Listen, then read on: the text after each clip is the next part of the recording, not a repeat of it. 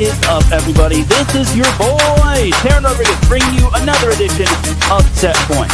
And as always, we have ourselves a jam-packed show as we have a lot to do in the world of volleyball, such as Loyola Chicago now registering the first upset of the NCAA men's volleyball season over number 8 Penn State.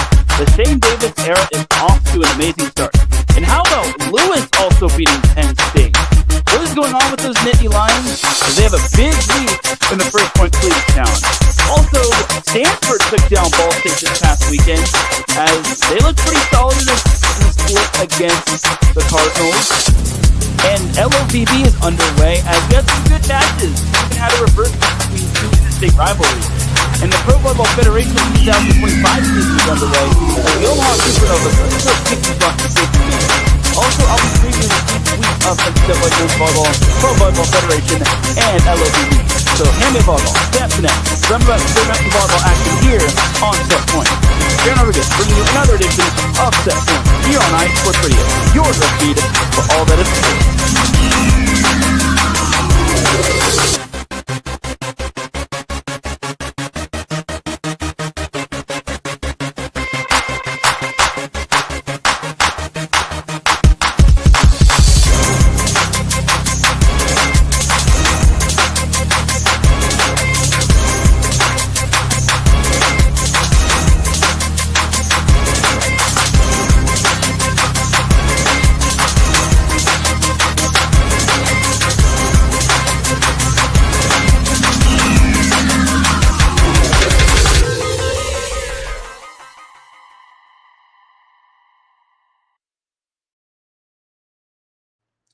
And welcome one, welcome all to another edition of Set Point.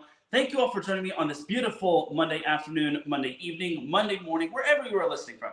Either way, you've made your way into episode 281 of Set Point. Without any further delay, let us begin. But first and foremost, Set Point would not be where it's at without iSports Radio providing the platform to go live on StreamYard. Please do follow iSports Radio on several different social media platforms such as X, Instagram, Facebook, and TikTok. Also, make sure to subscribe to us on YouTube. We would definitely appreciate it. We have 350 subscribers, and we're trying to get to 500 by the time the end of this month rolls around. And with your help, we can definitely make it happen.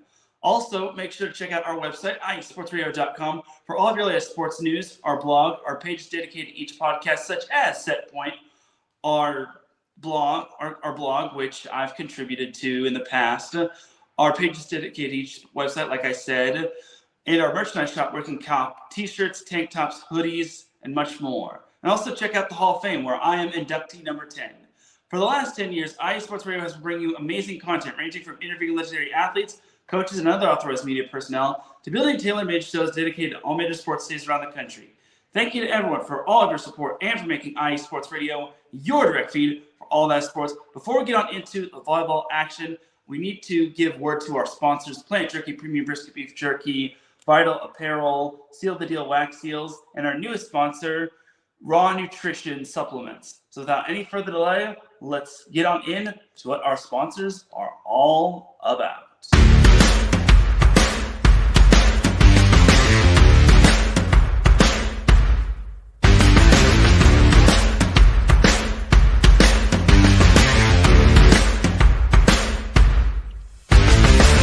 Hi, eSports Radio fans.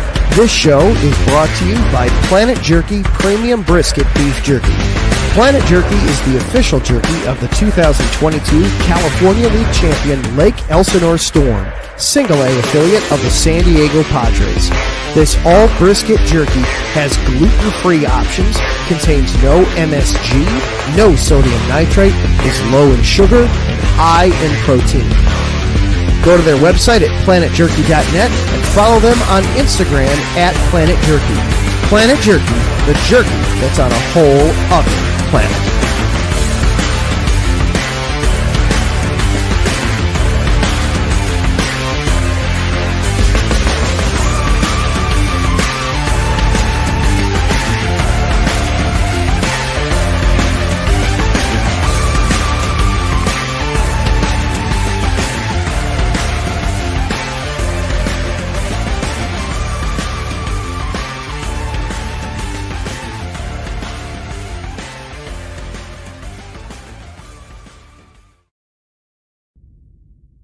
rise and shine. It's 4 a.m. The stars are still out. The sun is beneath the horizon, but it's time to punch in and go to work. The comfort of your warm-ups turns into the grinding out of your reps as the clinking and the clanking of the plates create a symphony of euphoria. There's no other feeling like it. Earn it, burn it, and take what's yours. IE Sports Radio has proudly partnered with Volleyball Apparel, a brand that not only fits great, but also promotes and donates to mental health research. Use our code IESR to get 15% off their comfortable and inspiring gym wear and help them on their amazing journey to support mental health. Go hard, take part in your iron therapy, and be strong. Because when your mental health is as strong as you are, there's no telling how far you'll go.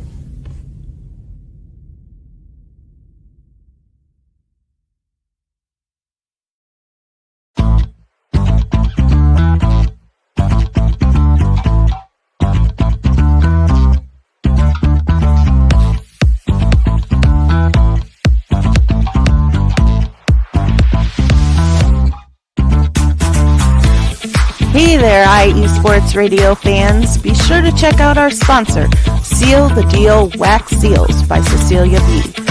You just finished your very own wedding or baby shower invitations and you're looking for that extra special touch? Maybe you just wrote a letter to a relative or a friend and you want to add to their smile when they receive it. Then seal the deal with Cecilia's handmade sealing wax stamps for your invitations, letters, and gifts. You bring the deal, we'll bring the seal.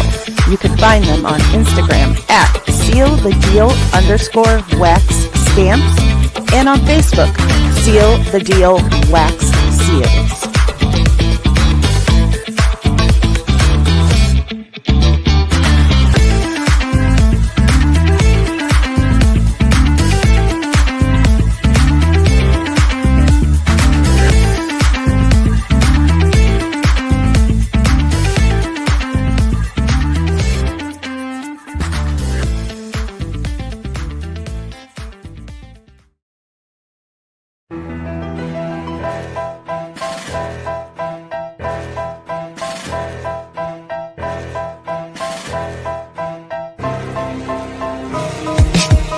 For the last 10 years, IE Sports Radio has been bringing you amazing content ranging from interviewing legendary athletes, coaches, and other authorized media personnel to building tailor-made shows dedicated to all major sports cities around the country.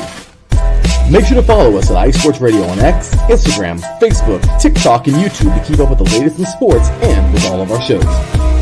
Also, make sure to check out our daily updated website at iesportsradio.com. At iesportsradio.com, you can see our daily show schedule and check out all of our show pages with personal bios to learn a little bit more about each of our awesome hosts.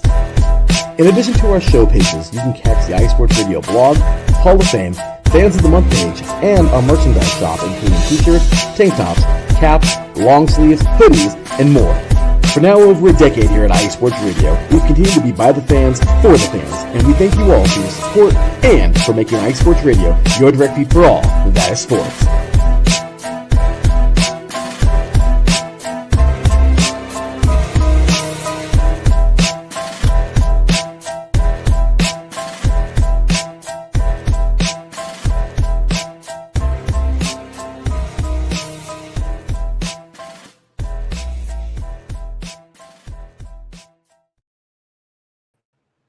That's right, everybody. Definitely check out all of our sponsors, including our newest sponsor, Raw Nutrition Supplements.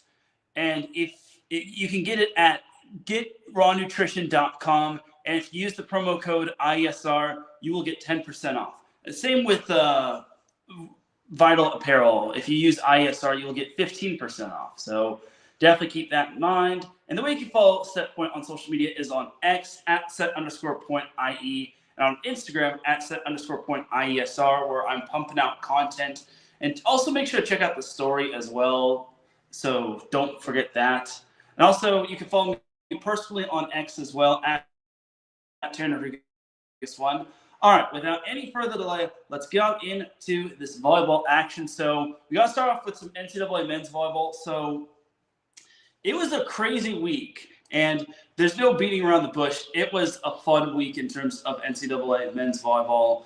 it all started on last Tuesday with UC San Diego sweeping McKendree. Now, I was a little skeptical of UC San Diego facing McKendree just because I thought maybe McKendree would have actually had a little bit more of some gas in the tank based on how they took a set off of Hawaii and how they were battle tested early on. But we also got to remember that UC San Diego also got some reps in, albeit they were scrimmages, as they played in the North America Challenge. They took on 3 Canadian teams in 3 scrimmages.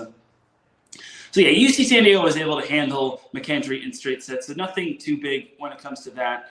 And then Wednesday, we had Hawaii taking down Harvard in straight sets. Also, UC San Diego taking down St. Francis in straight sets.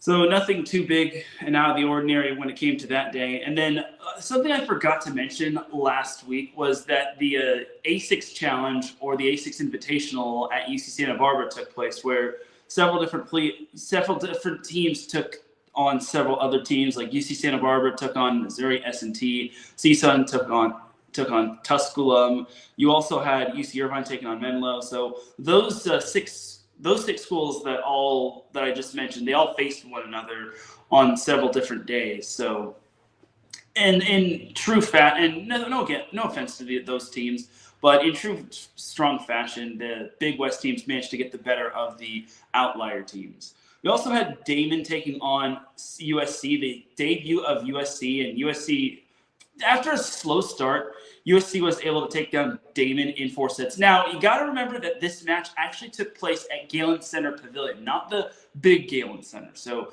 Galen Center Pavilion is it's not as big as Galen Center. So you have that to remember. But Dylan Klein still had a fantastic game. He had a fantastic match on Saturday as well. So gotta show love to my former set point guests. And I guess a notable unranked versus unranked matchup we had was Lincoln Memorial taking down North Greenville in 4 sets, which is pretty good. That's a solid win for Lincoln Memorial. They're always one of the better teams in the Independent Volleyball Association, or the IVA. They also followed that up with a 4-set win over last year's NCAA tournament participant Belmont Abbey, which I thought was pretty good. And then Grand Canyon kicked off their season. They took down NJIT in 4 sets. NJIT had some of that Jersey grit, but unfortunately for the Highlanders, the Lopes just had a little bit too much, as they had Colt Ottmar and Trent Moser leading the way. Ohio State took down Fort Valley State in straight sets, but all 3 sets were very competitive. I think they were all decided by 3 points or less. So gotta give it up to Fort Valley State. They really kind of caught Ohio State a little bit sleeping, but it just goes to show that Fort Valley State deserves to be in the NCAA tournament, and it just goes to show that their conference is nothing to sneeze at. And Ohio State was coming off of 2 straight losses, so if there was ever a day or ever a match to win and register a big win, it would have had to have been that one. But unfortunately for them, Ohio State just was not having it. UC Irvine took down Tusculum. UCLA, they were actually supposed to face Fairleigh Dickinson on Thursday, but unfortunately due to the fires in Southern California or in the Malibu area or Pacific Palisades area, that unfortunately got canceled. So also got to give my thoughts and prayers to everyone affected by the fires in Southern California. My heart is with you all. I'm currently residing in Texas for the time being, which I'll be getting into in a little bit, but my heart goes out to everybody affected by the Pacific Palisades fires, and hopefully everything does get contained. I've seen that Olympians like Miles Partain have lost quite a bit, like former players like Alex Knight have lost pretty much all their memories and everything to the fire, and so on and so forth. So praying for everybody in the Pacific Palisades area, and hopefully the fire can get fully contained. From what I heard, I think it was like 15 or 20% contained, but I digress. Anyway, so UCLA had its season opener on Friday as they actually played at the Gold Mine at Long Beach State. So they faced St. Francis. Yeah, St. Francis had a bit of a gauntlet this past weekend. They faced UC San Diego, UCLA, and Long Beach State. They faced UCLA and Long Beach State in the same day. One in the Gold Mine and one in the Walter Pyramid. So I imagine St. Francis was probably having some tired legs. But yeah, UCLA was able to take down St. Francis in straight sets. As this week they'll be in the First Point Collegiate Challenge. Lewis took down Maryville. That's not overly surprising. You had UC Santa Barbara taking down Menlo in 4 sets. Not bad. I mean, Menlo, for being a first-year NCAA men's volleyball program, they're actually pushing some of these teams. I know they had the unfortunate baptism by fire by facing UC Irvine earlier that week, but I think Menlo's coming along nicely. The big upset came from Loyola Chicago. Number 12 Loyola Chicago taking down number 8 Penn State in 4 sets. And it was fitting that they were able to win because they managed to take down a top 10 team in the return of head coach Shane Davis. I was very impressed by Loyola Chicago. Daniel Fabakovic, Parker Van Buren, they both were amazing. Jake Reed also was amazing. And then you also had BYU sweeping St. Thomas Aquinas. I'm guessing St. Thomas Aquinas is also a new division. They're a part of the IVA, but I'm guessing they're only in their second year as an NCAA Division I-2 men's volleyball program. Then Ball State swept Stanford, Long Beach State swept St. Francis, then UC San Diego swept Damon. So UC San Diego, they actually finished the week 3-0, but you're going to see why they probably didn't jump a whole lot. But also on Friday, this was the crazy match, Hawaii versus Harvard. Unfortunately, it was not televised. Oh my goodness. This was the one match where I think everyone would wish that Harvard-Hawaii would have been nationally televised, but unfortunately it wasn't.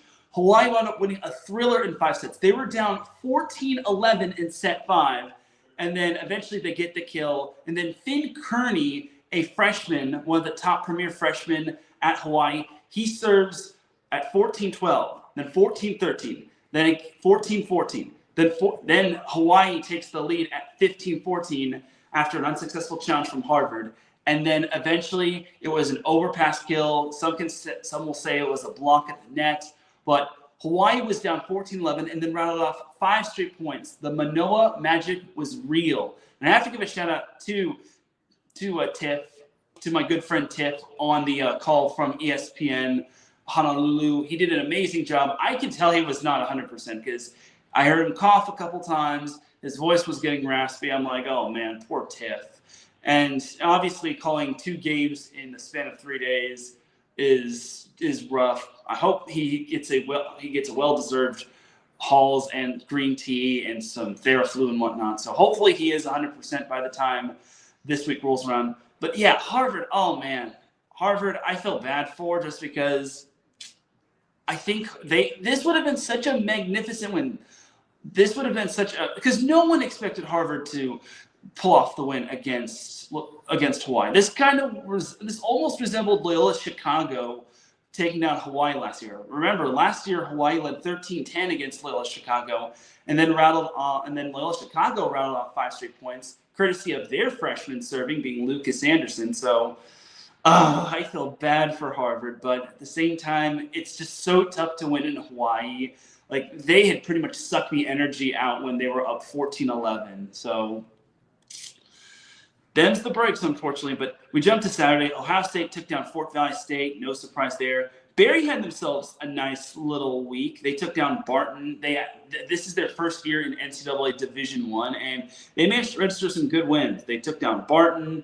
They took down, I forget the other school, but they managed to pull out a 5-set thriller in their first win of their collegiate program. It was Erskine. So yeah, they took down Erskine, which actually has experience. So yeah, Barry had themselves a great week. So 2-0.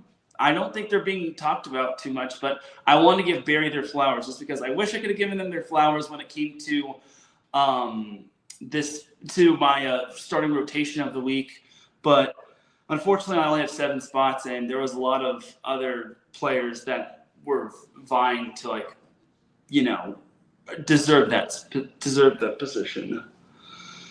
But yeah, UC Irvine swept Missouri S&T. Grand Canyon took down NJIT in 4. Another big upset, we had Lewis taking down Penn State in straight sets. This was number 14 Lewis taking down number 8 Penn State in straight sets. Now, Lewis, okay, let's keep it a buck. Lewis actually has some good returners on their team, and Penn State got hit hard in terms of graduation. Yes, they have Will Coons, Ryan Merck, Owen Rose, Michael Schwobe that return.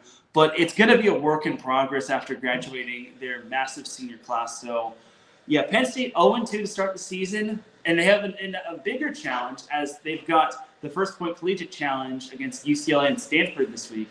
And then I think after that, they've got Ohio State, which, man, the hits just keep coming for the Nittany Lions. But Lewis had themselves a great week. Loyola Chicago capped off their first week in the return of Shane Davis with a 4-set win over Maryville. BYU swept St. Thomas Aquinas. McKendree got their first win of the season. They took down Rockhurst in 5 sets. Oh, man, that was a nail-biter right there. Stanford, number 13 Stanford, upset number 5 Ball State in straight sets. That was a huge win by the Cardinal. Number 6 USC took down, number 7 USC took down Princeton in straight sets. UC Santa Barbara took down Tusculum in straight sets. Ohio State swept Fort Valley State. And that was pretty much that when it came to all the notable matches. And then Sunday we didn't have anything too big. We did have Queens taking down Charleston in a 5-set thriller, but we also had, Queens took down Charleston twice this past season. So they took them down in 5 sets. The first meeting and the second meeting. Oh, they took them down in 4 sets the first meeting, then 5 sets the second meeting. So, solid pair of wins for Queens of North Carolina, hailing from the MIVA. So, they have it right there for the second week of NCAA men's volleyball. Ralph Cleese pops in the chat room. He says, "Good evening, Mr. Teran Rodriguez. My volleyball guy, have a tremendous show." Thank you, Ralph. All right, but yeah, that's it for the week 2 NCAA men's volleyball recap. So, now for the ABCA men's volleyball top 20 coaches poll. So, pretty much everyone has stood the same except for Harvard. They actually jumped from unranked to number 20. So they kicked out McKendree just because I think maybe losing to almost losing to Rockhurst would have been a massive upset. And then losing in straight sets to UC San Diego also kind of left a bad taste in their mouth. But you don't want to count out McKendree. I think McKendree is still a solid team. I just think they've just had too much traveling. I mean, going from Hawaii all the way to La Jolla, that's pretty rough if you ask me. So I think for McKendree, they're still going to be fine. And they need all these big, tough matches for MIVA play so that they can take down the Ball States, the Loyola Chicagos, the Lewises. And some are saying that the MIVA is wide open this year. I don't know. I think everyone's kind of jumping the gun after the first full week of the NCAA men's volleyball season. I mean, I still got to see more of Ball State. I still got to see more of Loyola Chicago and Lewis and McKendree and Ohio State. I still got to see a lot more volleyball before we could start crowning people and whatnot. So there you go. Well, yeah, Harvard is in the top 20. And then UCLA is still number 1. Long Beach State, number 2. UC Irvine, 3. The top 5 is the same except for BYU jumping into that top 5. And obviously we had Ball State tumbling down to number 8. You also had Penn State having the biggest drop. Loyola Chicago having the biggest rise. They're a top 10 team already. But something I wonder, Lewis didn't jump that much. They jumped only 2 spots, even though they swept Penn State, whereas Loyola Chicago, they needed 4 sets to take down Penn State at home, and they also needed 4 sets to take down Maryville. So I don't get it. Why is everyone sleeping on Lewis? So maybe they forgot that Lewis took down the same 2 teams as Loyola Chicago, but I digress. So all in all, that's your top 20 right there. And then I guess to go over the rest of the top 10, you have Grand Canyon staying put, USC moving up to, Ball State moved to 6. So they flipped spots with a BYU. Pepperdine still remains in that top 10. Stanford jumped up 2 spots. Like I've said, Lewis jumped up 2 spots. And then 15 through 19 is still the same. CSUN, UC Santa Barbara, George Mason, UC San Diego, and Princeton. So someone I saw on social media, they said that UC San Diego is ranked too low. Now, while that is the case, and I do got a lot of respect for former set point guest Brad Rostratter, you got to consider this. UC San Diego's 3 wins were against McKendree, St. Francis, and Damon. Those 3 teams that I just mentioned, they have a combined record of 2-8. And you got to remember, McKendree almost lost to Rockhurst team at home. They almost lost in Lebanon. So I don't know. I mean, until UC San Diego beats someone significant, I'm not ready to agree with that just yet. And this is no disrespect to UC San Diego. I think they are a good team. Bryce Dvorak does pump a lot of new life into them. But honestly, I need to see a lot of I need to see them actually prove themselves. So yeah, that is your top 20 right there. Last week there was no new coaches poll just because it was pretty much week 0 of the NCAA. Oh, well, last week was the first full week, but the previous week was week 0, so there wasn't going to be a coaches poll, so it's too early to have determined that based on. I mean, I call it week 1. Some people call it week 0, but honestly, let's be honest. It's volleyball. It's a full week of volleyball. It deserves to be week 1. Just like how most people forgot that the NCAA men's volleyball season started on Thursday with Concordia Irvine playing Brandon of Manitoba, Canada. But I digress. All right, but that is that for the ABCA Top 20 poll. So now, before we get on into the preview of NCAA men's volleyball week 3, coming tomorrow will be the Off the Block media poll for NCAA men's volleyball. So it's basically like the Volleyball Magazine Top 15, except this is for men's volleyball, and it's only a top 10. I vote in the poll, and then you've got others like I think Vinny Lopes. Oh, Vinny Lopes is the founder. I don't know if he has this vote, but you have Jonathan Bates, you have Ira Thor, Anne-Marie Anderson, Dave. His last name's DeMello, but I'd have to check the email just because I got this email, and as well as a bunch of others. But yeah, there was a lot of media people do vote for this this whole thing and whatnot. So all in all, it is a fun little thing, and Vinny Lopes does an amazing job with Off the Block. Definitely give it a read. So and you won't be disappointed. So and yeah, and you've also got like Aaron Johnson, Sean Walker, Rob DeMello. Rob DeMello is his name, and then Rob Aspero, Ted Wang, Jerome Jordan, Ray Gooden, who does the color commentary for Loyola Chicago's men's volleyball matches, Tim Schwartz, Jordan Brunsky, Brandon Johnson, who's also part of Off the Block. Like I mentioned, Jonathan Bates, myself, Corey Ginn, Anne-Marie Anderson, Ira Thor, and TJ Pressures, I think his last name. He's known as the Bella Report. And he does an amazing job with it, so give that a follow as well. Just giving my plugs to all my NCAA men's volleyball peeps.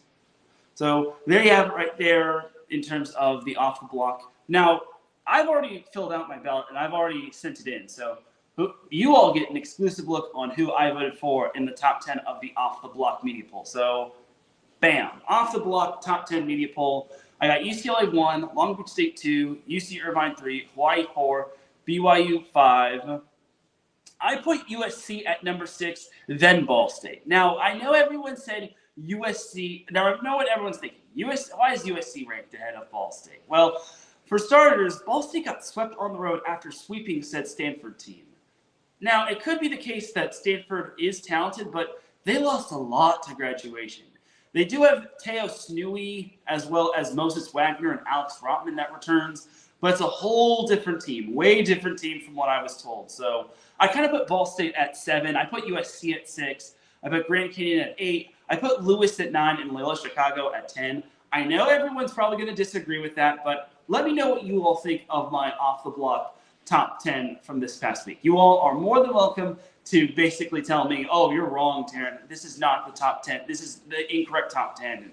But let me know what you all think. So, and I will take it with a grain of salt. So there's my Off the Block top 10. So let's move on to the NCAA men's volleyball week 3 preview. So week 3 is probably going to be the biggest week. It's going to be a movie. And the notable matchups start with number 17, George Mason, taking on number 18, UC San Diego. Now, this is the type of match where I expect UC San Diego to come out guns a-blazing. This is the matchup where if they want to prove to me and they want to prove to everybody that they deserve to be ranked higher than number 18, this is the match to win. So UC San Diego has to cross its T's and dot its I's. I'm certain they'll win. Maybe, most likely. This one's kind of 50-50. But George Mason, to my knowledge, I don't think they've played from what I've seen. But honestly, don't underestimate George Mason. Everyone kind of underestimated George Mason last year when they played UC Irvine. And what happened?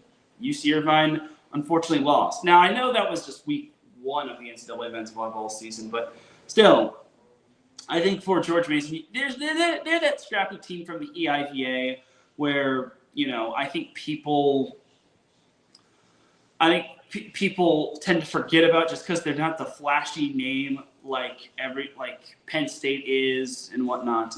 So I think that's something you gotta also keep an eye out for. So there you have it right there. That's one of the few matches that's going on so keep an eye on that. I wouldn't call it again, it's not the flashy match that everyone expects to be like a thriller, but it's still a good match. And then George Mason's got themselves a busy week, and this is going to be their season opener. So you got to feel for George Mason. They're starting the week off in week 3, while everyone else or most teams have started in week 1, where they had either scrimmages or they just either started the season outright. And then we also got Lewis hosting Roosevelt, and then Central State taking on Thomas More. And then Wednesday, we've got Long Beach State heading down to Missouri to take on Lindenwood. Okay, Long Beach State gets a little bit of a test this week. Not that St. Francis wasn't a test, but they faced a team that had played that had played 2 matches in one day. So, and then you got Barry taking on Fairleigh Dickinson. Barry's on a roll, but let's see how they take on Carl Francis' squad. Then Belmont Abbey takes on Catawba. Let's see if Belmont Abbey can bounce back after losing to Lincoln Memorial. But Long Beach State Lindenwood also is going to be fascinating. Again, first match of the season, first big match of the season for Lindenwood and first big match for Long Beach State. But I want to see how Long Beach does this week. Long Beach State always loves to have a little bit of a midweek road trip where they go either Midwest or back east to play some matches. Like last year they went to George Mason, or they went to NJIT to play George Mason and NJIT. And this year they're going to the Midwest to take on Lindenwood and 2 other teams, which you're about to see. And then closing off on Wednesday's matches, we've got number 19 Princeton at number 4 Hawaii. The 2 teams also face each other on Friday, which I think is going to be fun. Now Princeton loves to schedule these big-time West Coast matches, but I feel bad for the East Coasters because it's going to be midnight by the time this Hawaii match goes on. So, ouch. Get your coffee ready, Princeton fans. And then jumping to Thursday, we've got the match and series of the week. Number 5 BYU at number 6 Ball State. 2 teams are also facing each other on Friday. This is going to be a movie. This could be really good. Now, BYU is going to get a really big – I know they've already played on the road, but this is their true big test. I know Ohio State was kind of the honor of giving them a big test to start off the season, but Ohio State got hit hard in terms of graduation. BYU, on the other hand, they have to face Ball State, which split with Stanford. And I think Ball State can definitely bounce back, but I want to see BYU actually take on a true big-time team. This is also our first top 10 match of the season. So expect fireworks when it comes to this. Then also this is a sneaky good matchup right here. You got Long Beach State at McKendree. It's another big test for McKendree. Like, this is a gauntlet to start off the season. You got Hawaii twice. You had UC San Diego, then you had Rockhurst, which was kind of a breather match, but you had to go 5 with them. And now you've got Long Beach State. So that's a gauntlet right there if you're McKendree. But you need this type of battle testament. Otherwise, you're not going to be ready for the MIVA. And then another sneaky good matchup, you've got Purdue-Fort Wayne versus the Masters College. Now, the Masters College, for those that don't know, that's an NAIA school, and they actually had a scrimmage last week against Princeton, which they wound up unofficially winning in 3 sets. I'm going to say this for the last time. It was an unofficial match. Anyone that says something about Masters College kicking off the season with a win over Princeton, you're wrong. Masters College versus Princeton was a scrimmage. Don't forget it. Anyway, Masters College, Purdue, Fort Wayne. That could be a sneaky good matchup. Don't underestimate the Masters College. That is a good team right there. And then Friday, I'll save the First Point Collegiate Challenge for last. And then Friday, we have Lindenwood versus UC San Diego. You have Lewis versus Rockhurst. George Mason versus Grand Canyon, or George Mason at Grand Canyon, which will be played on Friday and Saturday. All right, let's see Grand Canyon take on another EIVA team that's actually ranked. I know Grand Canyon is good. They have Trent Moser, but can they take down a talented George Mason team that is in the top 20? That still remains to be seen. Then you got Loyola St. Francis, which Loyola is hosting. Let's see if Loyola can go 3-0. CISA and Purdue Fort Wayne could also be a sneaky good matchup. You've also got a Division III action. You've got Springfield from Division III taking on Concordia Irvine. I'll be fascinated to see what Springfield does against Concordia Irvine. And speaking of Division III in Springfield, they actually will be going down to Costa Mesa, California, to take on Orange Coast College in a nice little scrimmage match, which, if it weren't for the First Point Collegiate Challenge, I would definitely want to see that. But honestly, it's a good little matchup. Now, you're wondering who Orange Coast College is. That is a community college school, 2-year school. And this is something that Travis Turner loves to schedule. Head coach Travis Turner of OCC men's volleyball. So, they won't be televised, but that's what it is. Anyway, that is pretty much that for the notable matches other than the First Point Collegiate Challenge. And then also on Friday, like I mentioned, number 19 Princeton at number 4 Hawaii.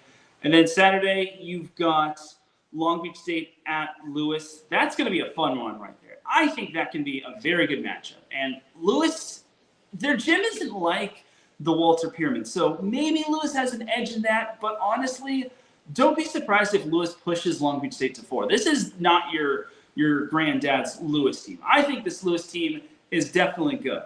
And they're going to get their first true test against Long Beach State. They were good against Penn State, which that was in a little bit of a rebuild. But Long Beach State is going to be a whole different beast. That right there is a team that can contend for a national championship. And then Loyola plays Rockhurst, George Mason Grand Canyon, like I mentioned. Harvard plays St. Thomas Aquinas. For their sake, I hope they do win. Pepperdine plays North Greenville. That could be a good matchup. They also kick off the season tonight against Missouri S&T. They were supposed to do that last week against Fairleigh Dickinson, but due to the fires, it wasn't going to be happening. And that's pretty much that for the Saturday matchups. And then Sunday, you don't really have anything too big except for Pepperdine versus DeUville. Nothing too out of the ordinary, so there you have it. All right, now let's go over the First Point Collegiate Challenge. If you haven't got your tickets to the First Point Collegiate Challenge at the Austin Convention Center in Austin, Texas, get it already. And something that's going to be something to note, if for some reason you can't make the First Point Collegiate Challenge, the first match, being UCLA Penn State, is going to be on ESPNU, which I think is incredible. Finally, a nationally televised men's volleyball match. I get it. Maybe I wish it could have been on ESPN2 and not ESPNU, but hey, ESPNU isn't too bad. And I'll also be there providing updates, highlights, and interviews and whatnot. So there you have it right there. And then the rest of the First Point Collegiate Challenge matches are going to be played on ESPN+, which is not bad.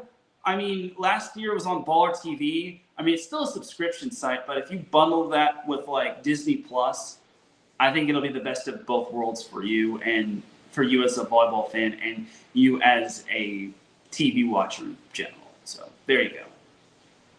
So yeah, First Point Collegiate Challenge. First matchup is number 1 UCLA at number 14 Penn State. Penn State's got a lot of questions to answer, as this year is going to be, or this starts the season is going to be so tough for them. But honestly, they need this type of challenge. Otherwise, they're not going to get it in EIVA play. But who knows? Some are saying that Penn State isn't going to win the EIVA and that Harvard's going to win the EIVA. Let's slow our roll when it comes to that. The EIVA, look, it's still Penn State's until further notice. But now Penn State is not the invincible team that everyone thought that they were. Penn State is still a little vulnerable, is still semi-vulnerable, and this is their first week. That was their first week of volleyball, so we can't give too much of a fault to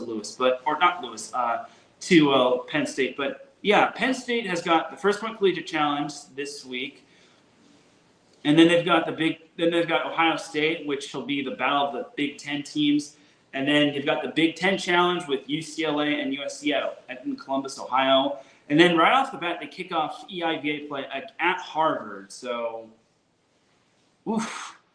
That's a tough little stretch right there. And then they've got St. Francis, that is one of the favorites to win the Conference of Carolina. That is the favorite to win the Conference of Carolinas. And they've got NJIT, then they've got Merrimack, Grand Canyon. That's a fun little matchup right there. Then they got the Outrigger Volleyball Invitational at Hawaii. And they close off their schedule with the EIVA teams, such as Charleston, Sacred Heart, George Mason, and Princeton. But yeah, UCLA, Penn State. UCLA gets their first true challenge. Well, first challenge in general, because last week they only played one team, and that was St. Francis in the Gold Mine. This time they're going to be playing in a little bit bigger of a gymnasium. No offense, Gold Mine. But yeah, UCLA gets their first true challenge. And then the second, and that's going to be at 4 p.m. Central Time, being 2 p.m. Pacific Time and 5 p.m. Eastern. Then at 7:30 p.m. Central Time, being 5:30 p.m. Pacific Time and 8:30 p.m. Eastern Time, you got Stanford versus Ohio State. This is the battle of two teams that still are trying to find answers. Stanford looked impressive against Ball State, while Ohio State's still trying to find that first true breakout win. I obviously took down Fort Valley State, a team that made the NCAA tournament last year, so I'm still looking forward to seeing what Ohio State can do. Stanford is an interesting team. Again, they're super young, lost quite a bit to graduation, but they still have a lot of good talent. They still have some good talent on that team, like Teo Snui, Alex Rotman, Moses Wagner. This is going to be a little bit of a trying year for the Cardinal, but don't be surprised if they do pull out 1 or 2 wins from the First Point Collegiate Challenge. And then Saturday, you have Stanford versus...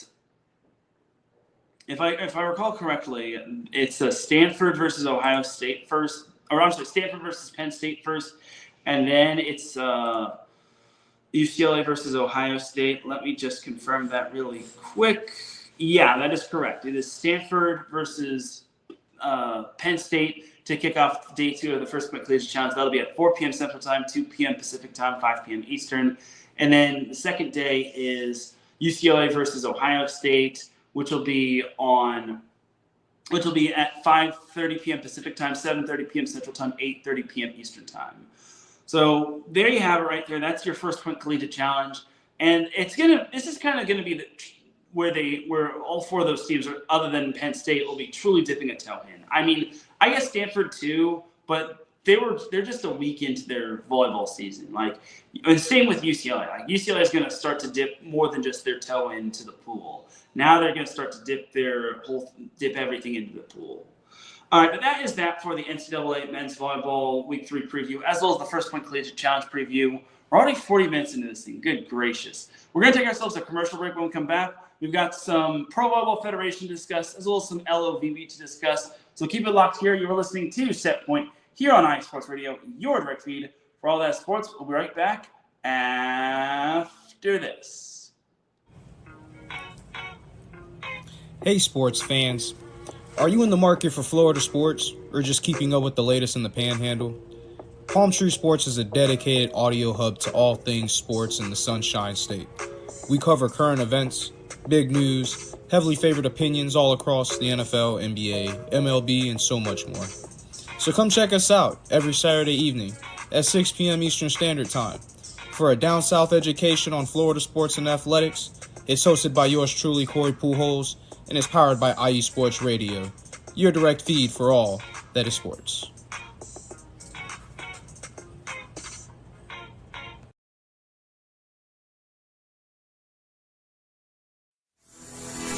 Sports fans, do you like teams that are tough, cities that are tougher, and fan bases that are passionate about their teams? How about teams that are historic and stadiums that are iconic? Then you belong in Chicago, and you need to check out Chi-Town Weekly. Join me, Adam Kernick, every week as we keep up with all things Chicago sports. Bears, Bulls, Blackhawks, Cubs, White Sox. We'll cover them all, plus more. The Windy City is always buzzing, and we'll keep you up on all the big games and major stories. So tune in to Chi-Town Weekly every week right here on IE Sports Radio, your direct feed for all that is sports.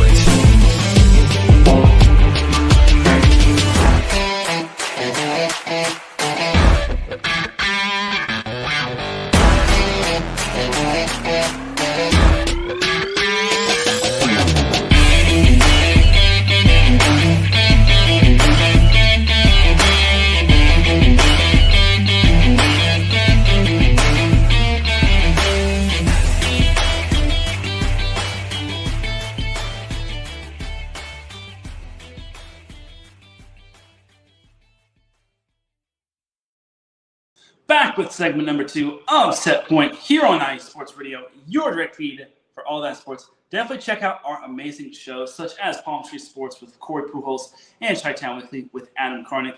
That'll be coming on sooner rather than later in about less than 2 hours. But let's talk a little Pro Volleyball Federation, as week 1 is already in the book. So week 1 actually kicked off with the San Diego Mojo taking on the Orlando Valkyries. And this actually aired on FS2. So for those that don't know, Pro Volleyball Federation has a renewed deal with FS2, FS1, and CBS Sports, which I think is pretty darn cool if you ask me.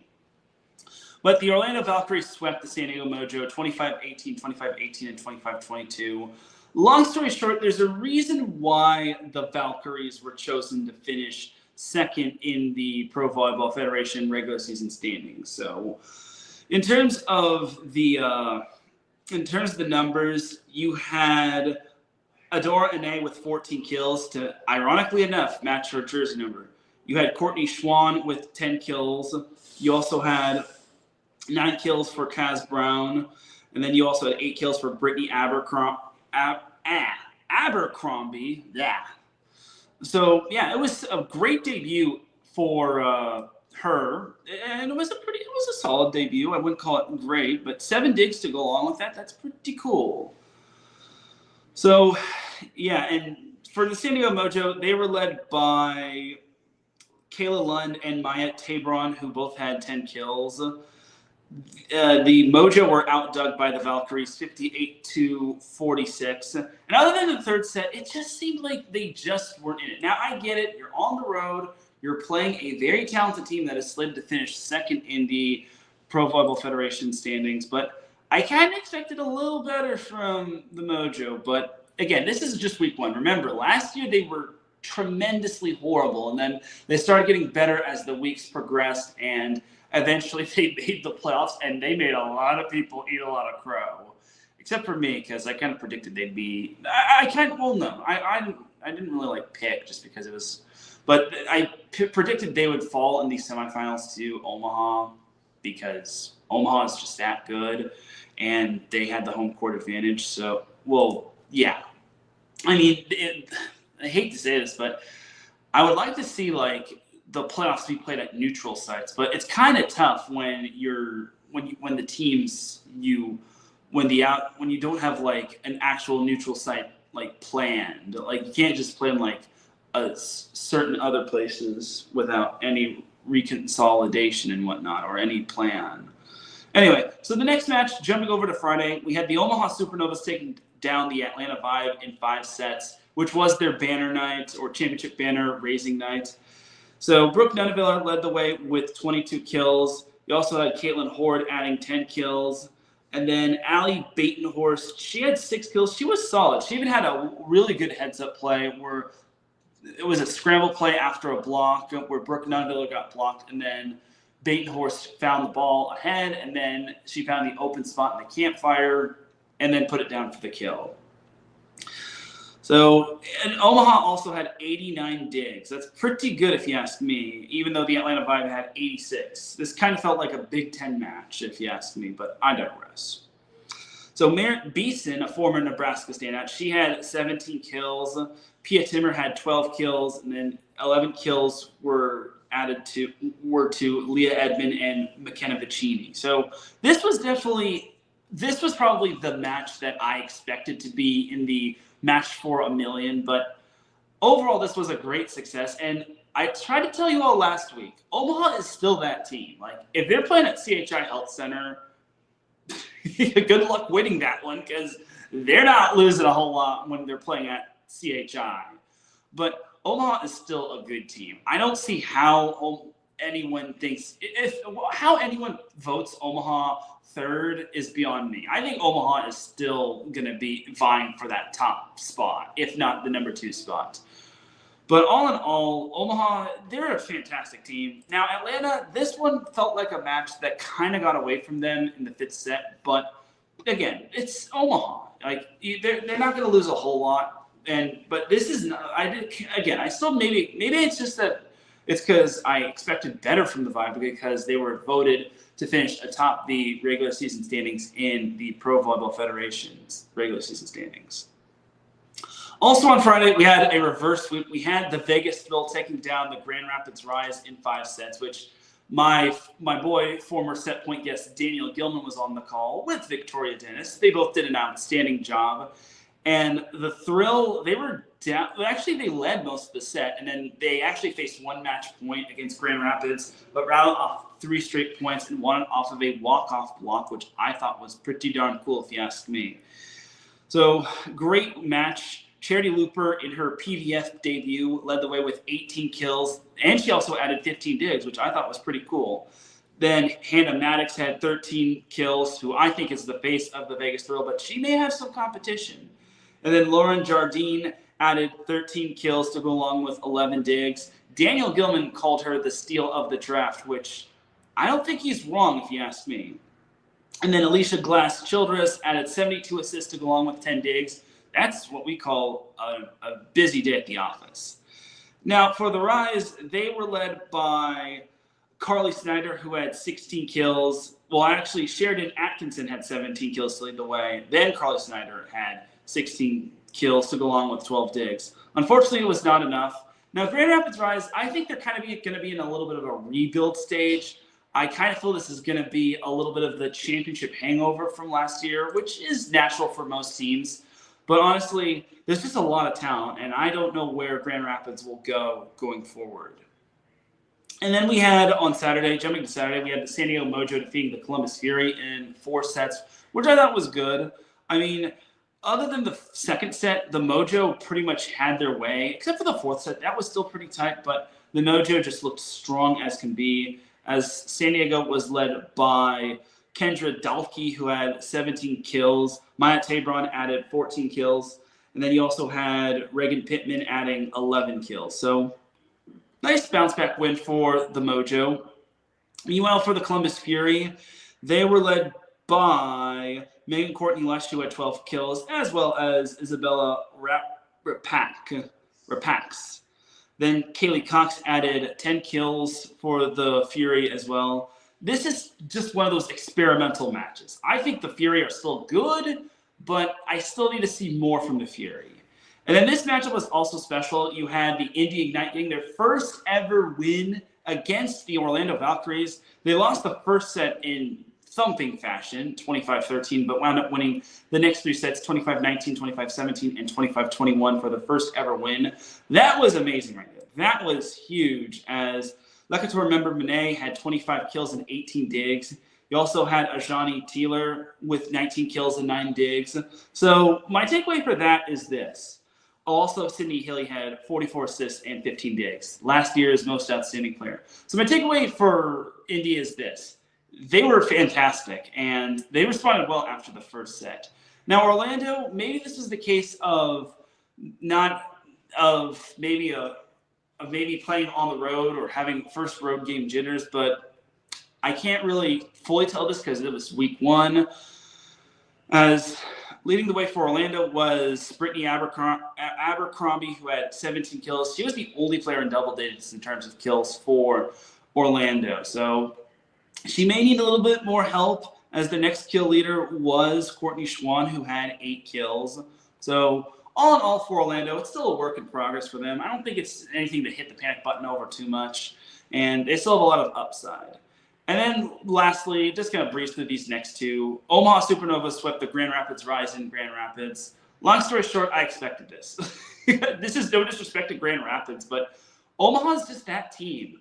They're not going anywhere unless they lose a lot of key pieces, or they lose Brooke Nunaviller due to injury, or heaven forbid, or something of that sort. They're not going anywhere. Everyone thinks that this Omaha is going to be taking a step back. No. I think Omaha is still going to be vying for that $1 million and championship. So Grand Rapids Rise, like I mentioned, they're still in a little bit of a rebuild stage, and this is going to be, there might be some choppy waters ahead for them, so we'll have to see. And then closing off week number 1, we had Atlanta Vibe sweeping the Vegas Thrill. Again, long story short, the Vibe were voted number 1 to finish number 1 in the regular season for a reason, and this match kind of showed it.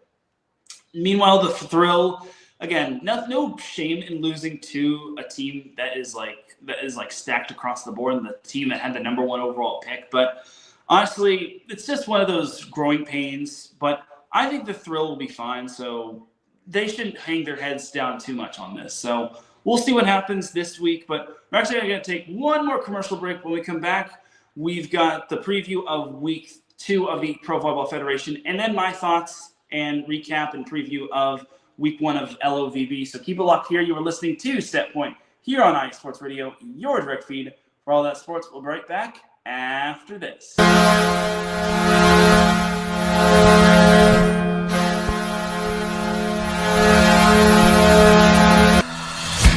Hockey fans, I'm Adam Kernick. And I'm Zach Puplis. Together, we are the newest version of Hockey Talk on IE Sports Radio, The Neutral Zone. Zone. We love hockey, but we also know it's not everyone's first sport. So we want to make this show as much for new fans as for the diehards. Whether you can name all the Swedes on the 08 Red Wings Stanley Cup team, or if you can't tell if Varlamov is a goalie or the latest trendy vodka, we're here to help. With facts, figures, and outrageous fans, we bring you all the hard-hitting hockey news you can handle, while still keeping it fun and on the rails. Well, mostly. So tune in every week as we go around the hockey world, from college to Canada, the minors and the majors, and everywhere in between. So bring your cellies. And your one-timers. You wicked wristas. And be sure to protect your 5-hole. Catch the Neutral Zone every week on IE Sports Radio, your direct feed for all that is sports. We promise not to pick on the Arizona Coyotes every episode.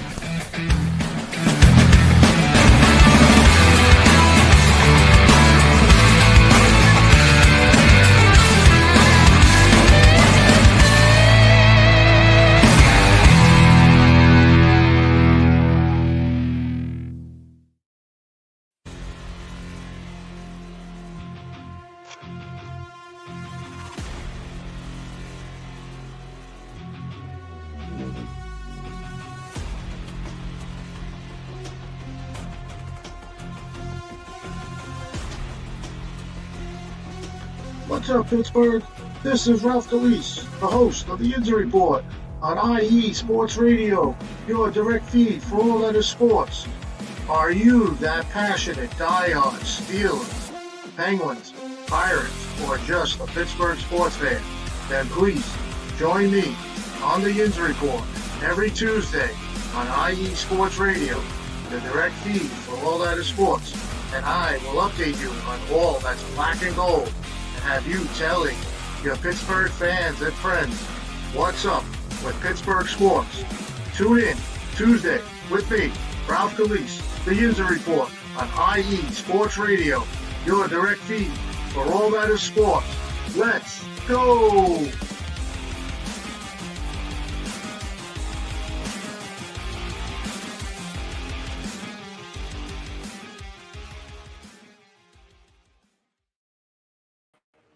And we are back with the final segment of Set Point here on IE Sports Radio, your direct feed for all that sports. Definitely check out our shows on Tuesday, being the Ins Report with Ralph Calise, who actually just celebrated 1 year of the Ins Report. So congratulations to Ralph Calise on celebrating 1 year. He's done an excellent job with his show.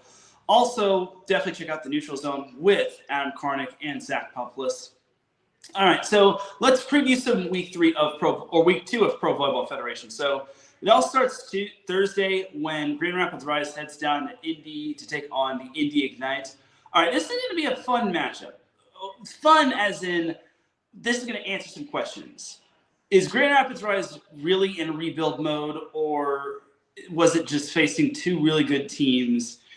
Well, semi-good teams. I mean, Vegas is good, but I feel Grand Rapids Rise had their chances to win that match.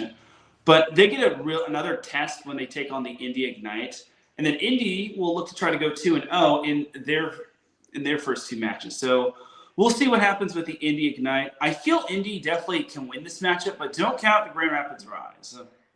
The most dangerous team in the league is a team that is pretty much at the bottom, or a team that's like super hungry for wins. Also on Thursday, we have the Columbus Fury taking on the Atlanta Vibe. All right, I hate to say this, but this is kind of the battle of the team that was projected to finish first versus the team that's projected to finish last. Now, Columbus can do the most amazing thing out there, and that would be and speaking of Jen B, she says, "Hey, Teran, have a great show. I appreciate you for popping into the chat room, Jen." She's the host of Show of the Land, our show dedicated to all Ohio sports, or most things Ohio sports, Ohio and Columbus sports. But anyway, Columbus Fury, they have the chance to do the most funniest thing out there. Beat a team that was projected to finish like way higher than them. So if that were to happen, I think everyone would get a good little kick out of it. But yeah, Columbus, it's early in the season, so I wouldn't hit the panic button. But this one looks like a match that is going to be taking off a lot of years off of Columbus fans. But you never know. I mean, the Vibe are good. They bounce back nicely against the Thrill. But I don't know if the Fury have – I mean, anything can happen. I just feel that if I had to choose, I'd say the Vibe will win.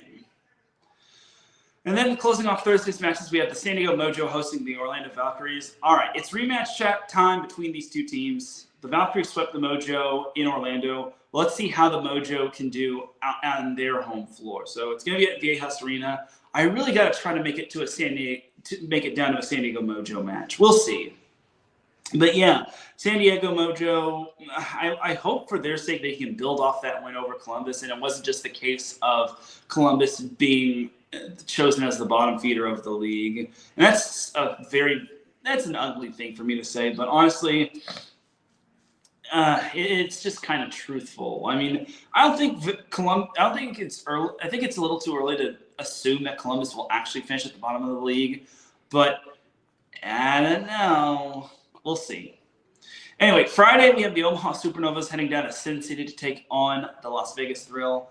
All right, this is kind of the battle of my good friend Cale Henderson. So Cale Henderson, my colleague at iSports Radio, he lives in Nebraska, but he's also the host of our Vegas show, Sin City Sports. So I'm sure there's going to be some conflict within him. But look, if the Thrill want to beat the Supernovas, they're going to need to make sure they don't start off in an 0-2 hole, because a team like Omaha, if you give them an 0-2 start to the match through 2 sets, it's going to be a recipe for disaster. And I don't care if Omaha's going to be on the road. They just have that perfect team mentality, and they just have the rest formula for success. Also, it is worth noting that the Omaha Supernovas are the only team in the PVF that have not been swept, dating back from last year all the way up to this year. And then jumping to Saturday, we have the Indy Ignite heading down to Columbus to take on the Fury. This will be at Nationwide Arena. Again, this is kind of another little bit of some baptism by fire fully into the season, because now the Fury get to face the true big guns of the league. Whereas the Indy Ignite, there's a good possibility that the Ignite could go 2-0 this week. But if Indy thinks that they're going to be walking into Nationwide Arena thinking that they're going to get a free win, they are sadly mistaken. I feel Indy Ignite on paper will win, but you never know with the Columbus Fury. And then Sunday, January 19th, we have 3 matches. We've got the San Diego Mojo at the Omaha Supernovas. Well, for the Mojo, I hope they are motivated, because this is the place and team that they lost at in the semifinals last year. So I'm hoping for the Mojo's sake they come motivated and they have play with a chip on their shoulder. But for Omaha, this is kind of just another match. They're back at home at CHI Health Center. So hopefully for their sake, they're able to take care of business. But if they're thinking that the Mojo are going to hand them a free win, they are sadly mistaken. And speaking of rematches from the semifinals, the Grand Rapids Rise head down to Gas South Arena to take on the Atlanta Vibe.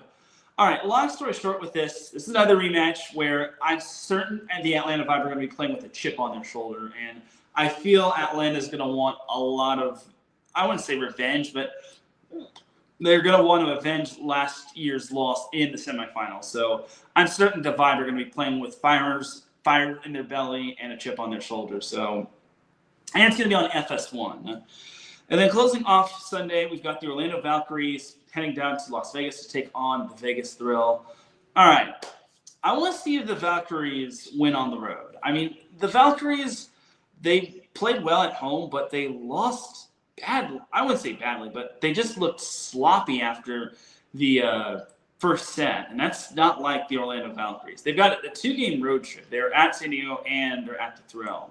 The Thrill kind of concerns me, so we shall see. And we do have an Indy Ignite. Oh, it's my boy, the Chill Mike. He says, go Indy Ignite. Okay, so thank you, Mike, the Chill Mike, host of our Indiana sports show. So he says, go Indy Ignite. So yeah, thank you, Mike, for popping in. I was wondering, is it April yet? But I had to just put 2 and 2 together. So thank you, Mike, for popping into the chat room. So yeah, to close off the week, I think the Valkyries can defeat the Thrill, but after the Thrill beating the Rise, I kind of have a second guess on that. But we shall see. Again, this is any given week, and this is why you play the matches. There's the glitch.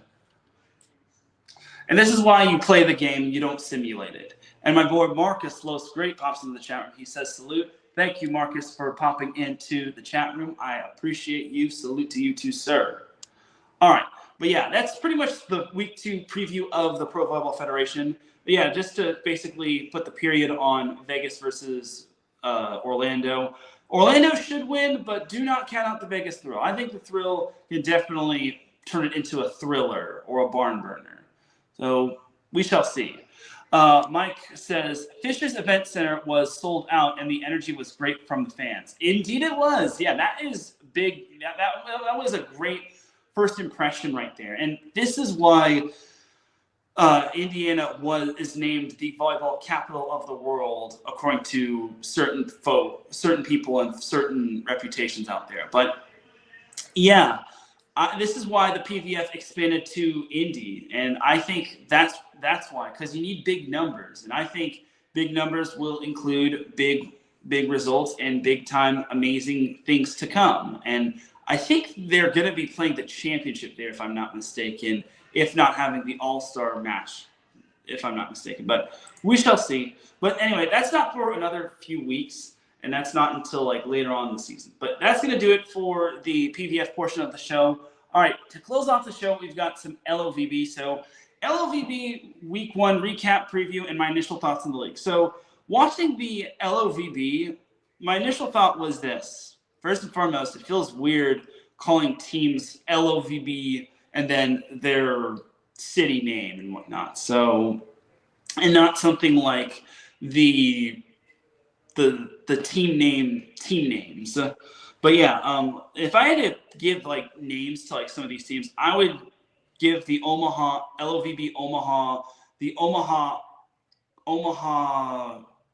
Kraken, Omaha Octopus.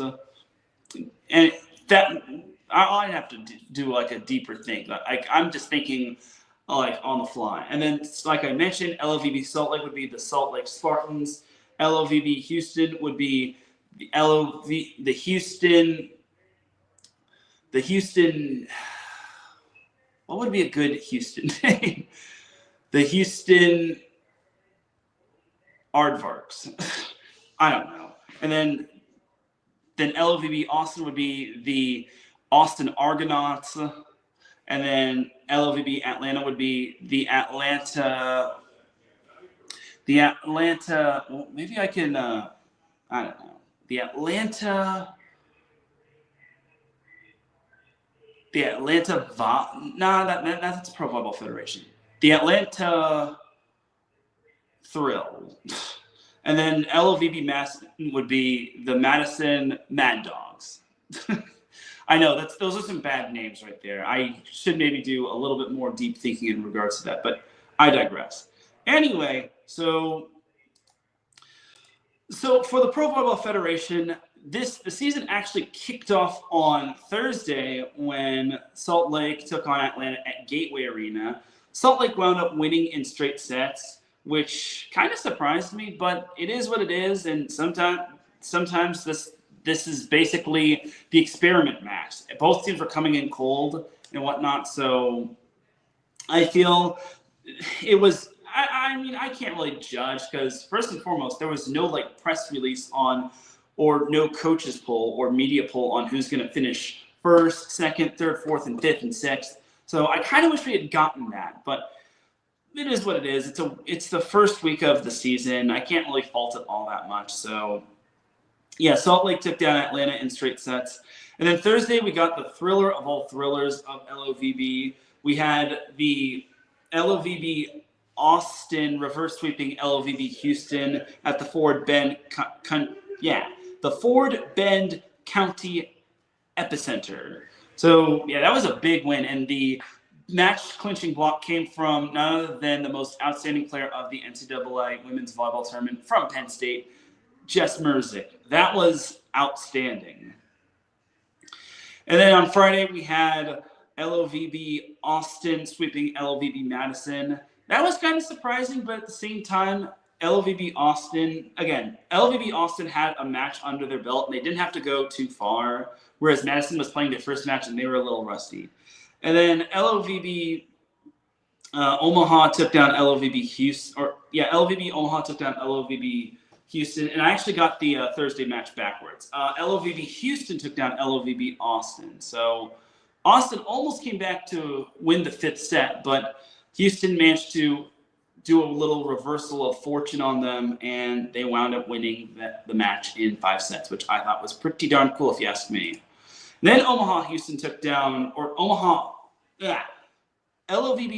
down LOVB Houston. So that was kind of no surprise there. It just shows how talented Omaha is. So yeah, it was that type of match. I'm trying to find.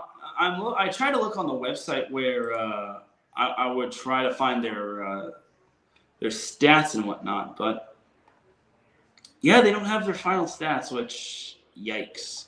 Anyway, so that's pretty much that for LOVB. I promised you all I'll be cooking next week when it comes to LOVB, and I'll be doing better with the whole thing. But week 2 of LOVB will start on Wednesday when Atlanta heads down to the HEB Center at Cedar Park to take on LOVB Austin.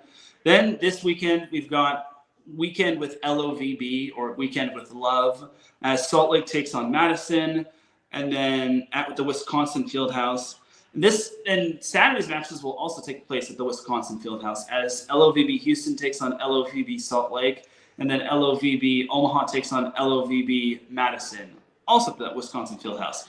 Now, this is cool and all. I mean, LOVB is getting nationally televised matches. Why can't NCAA men's volleyball get nationally televised matches? Friday and Saturday, they'll have the matchup between Madison will be nationally televised on ESPNU, and then Omaha Madison will also be nationally televised on ESPNU, and then Houston Salt Lake will be on ESPN Plus, and then LOVB Atlanta versus LOVB Austin, aka the Battle of the LOVB A's, will be on LOVB's website, which I guess is cool. But after that, LOVB won't have any nationally televised matches until February 15th, which will be on ESPNU and ESPN2, which I think is pretty darn awesome. And then they'll have another match on March 6th, being Salt Lake Omaha on ESPNU. And then on ESPN2, they'll have Madison versus Austin. And then on April 4th, they've got Madison Salt Lake. Then the championship, or the playoffs, will be on ESPN2 for the playoffs and for the championship. Anyway, but that is that for LOVB. Again, my initial thoughts on it is this: it's good. I mean, it has some kinks to work out, but honestly, it'll only get better as the season progresses. I mean, obviously the broadcasts are a little later than normal, but it is what it is for one of the matches. And then live stats were not working to start off with, and then the stats eventually started to work out better. So all in all, for LOVB, it's just a work in progress, but I like it. I think it's really cool, and it gives NCAA women's volleyball fans something to watch for after the NCAA women's volleyball season, which I think is pretty darn cool if you ask me, because then you've got the Pro Volleyball Federation as well, which will be going into, I think, May. And then summer, and then June and July and half of August feels like it'll be nothing for NCAA men's volleyball fans. But yeah, that's pretty much that for LOVB, and I hope NCAA women's volleyball fans are excited for this, just because there are 2 leagues happening with former NCAA women's volleyball stars. Now, I wish we could get the same recognition for NCAA men's volleyball, but as someone told me, NCAA women's volleyball is much bigger, whereas NCAA men's volleyball doesn't have the same number of teams like NCAA women's volleyball does. But I digress. Anyway, but that is that for the LOVB portion of the show, and let's continue to grow LOVB. Ladies and gentlemen, that is going to do it for this week's episode of Set Point. I really do appreciate everybody tuning in. If you listen live, I appreciate you. If you listen on the playback, I appreciate you. If you listen at work, I appreciate you. If you listen at any time, any place, anywhere, I greatly appreciate you. I'll be seeing you all on Wednesday for the SoCal Supreme Sports Show. But more importantly, I'll be seeing you all on Thursday for the clinic at the Austin Convention Center for the First Point Collegiate Challenge. So Thursday, I will be there in Austin for the clinic to interview players and coaches before the First Point Collegiate Challenge. And then Friday and Saturday, I will be at the Austin Convention Center for the First Point Collegiate Challenge. It's going to be fun times. Like I mentioned, if you haven't bought your tickets yet, do so. You won't want to miss the action at the Austin Convention Center. And if for some reason you can't be there, then definitely watch the matches on ESPNU, or the match on ESPNU, being UCLA Penn State. Then watch the rest of the matches on ESPN Plus. If you have ESPN Plus, then good for you. But I'll be there regardless, providing updates and highlights and interviews and whatnot. So definitely be on the lookout for that on Instagram and on X. So for everyone here at iSports Radio, this is Teran Rodriguez signing off. Have a great rest of the week, and I will see you this weekend in Austin. Peace. No.